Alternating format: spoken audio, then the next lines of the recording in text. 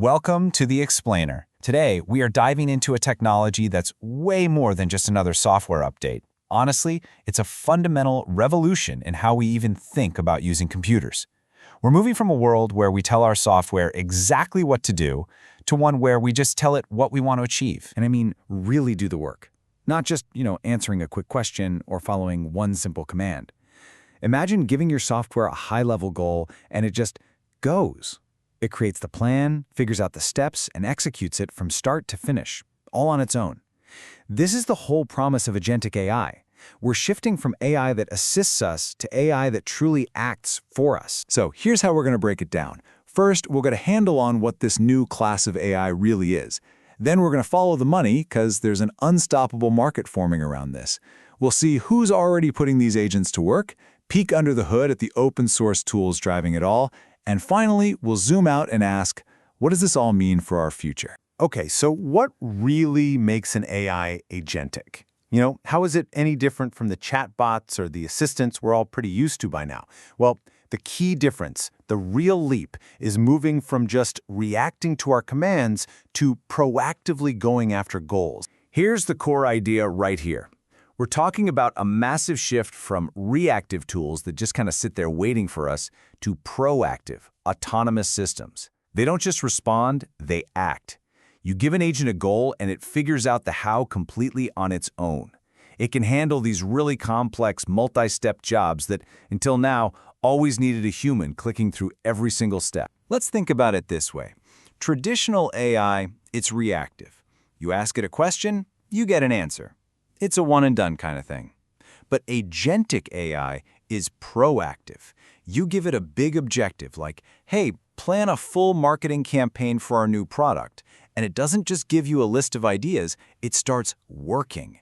It plans, it executes, it adapts. It's really the difference between a cookbook that just gives you a recipe and a personal chef who buys the ingredients, cooks the entire meal, and cleans up afterwards. And this whole thing happens in a continuous loop.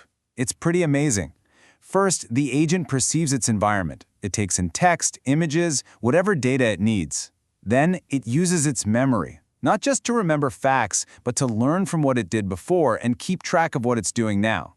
From there, it gets into planning and reasoning, where it breaks down a huge goal into a series of smaller, doable steps.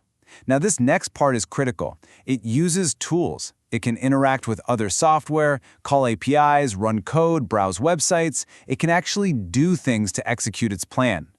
And finally, there's a feedback loop. It looks at what happened, assesses the outcome, and learns from it to get better for the next time.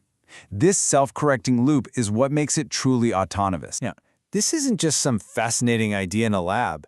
It's an absolutely explosive market. And when you look at the numbers, you can see that investors and businesses, they're not just curious.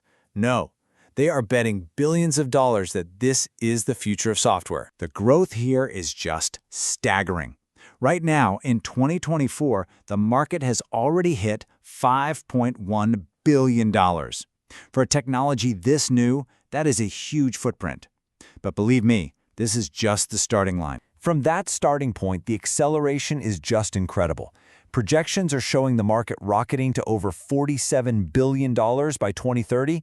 That's not just some slow, gradual growth. That's a clear signal that this is going mainstream and fast. And if we look out just a few more years, by 2033, some analysts are forecasting a market of $150 billion. We are talking about a near vertical climb from a niche idea to a must-have platform technology in less than a decade. It's wild. Okay, so you can see here, different research firms have slightly different numbers, right? Which is totally normal for a market this new. But they all point to the exact same powerful conclusion. Just look at that last column, the compound annual growth rate, or CAGR.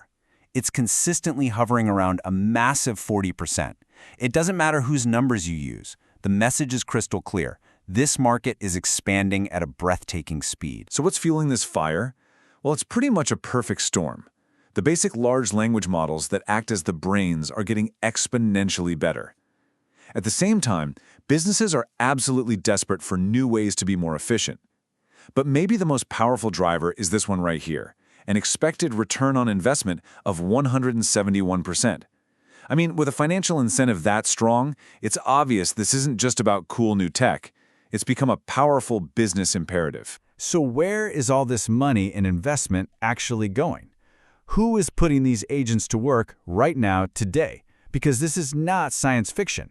From the biggest global banks to the smallest local businesses, these tools are already out there making a difference. This is just a perfect example of the sheer scale we're talking about. I mean, think about that number for a second. 360,000 hours. That's, what, the equivalent of nearly 175 people working full-time for an entire year. And that's saved on just one complex task. This isn't just about cutting a few costs, it's about freeing up a massive amount of human brainpower to focus on more important strategic work. The impact on big companies is just huge. But this isn't just a game for the financial giants. Agentic AI is solving real, high-value problems all over the place. In big companies, you see agents cutting hospital readmissions and slashing compliance work from days down to hours. For medium-sized businesses, they're seeing huge productivity gains in IT and boosting customer support resolution rates by like 40%. And maybe most importantly, for small businesses, these tools are a real game changer. They can automate operations and marketing, which really helps level the playing field so they can compete with much larger companies. So what's making all this possible, especially for companies that aren't giant tech firms? Well, the answer isn't just fancy, expensive proprietary software. A massive part of this agentic revolution is actually being built out in the open, driven by a global community of open-source developers. And going open source has these huge, undeniable advantages. Transparency means anybody can look at the code, which is so important for security and just building trust. It gives developers incredible flexibility to customize agents for exactly what they need, instead of being locked into one company's way of doing things. The economic benefit is obvious. No expensive licensing fees means it's accessible to everyone. And it's all powered by this global community working together to innovate way faster than any single company ever could. And here's a peek at the toolkit. These are the frameworks that provide the building blocks. You've got LangChain, which is famous for its modular, almost Lego-like design that lets you chain components together to build custom agents. Microsoft's Auto Agent is all about getting multiple agents to team up and solve a complex problem together.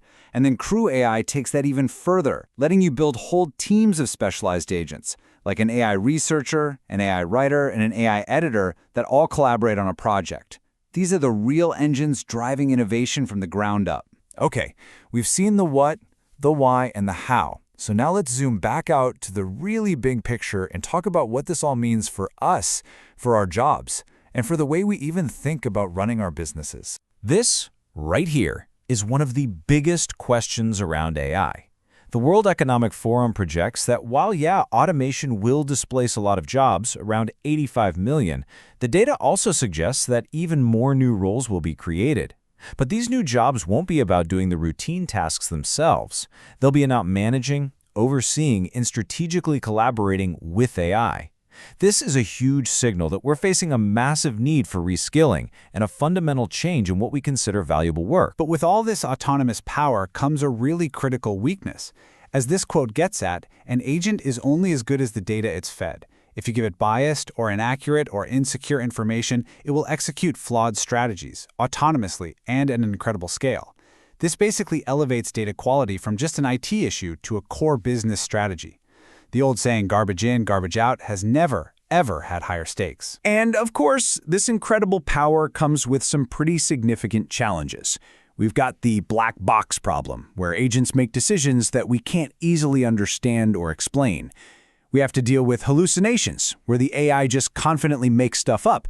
And above all, we have to ensure there's always robust human oversight, tackle the huge challenge of bias in the data, and solve the growing skills gap in the workforce. Getting these things right is absolutely essential. And all of this brings us to the final and most critical question. As these systems start to act with more and more independence, the lines of control and responsibility, they start to get really blurry. Who is accountable when an autonomous agent gets something wrong? Building the right frameworks for governance and oversight isn't just a technical problem. It is one of the most important societal choices we have to make as this inevitable revolution continues to unfold.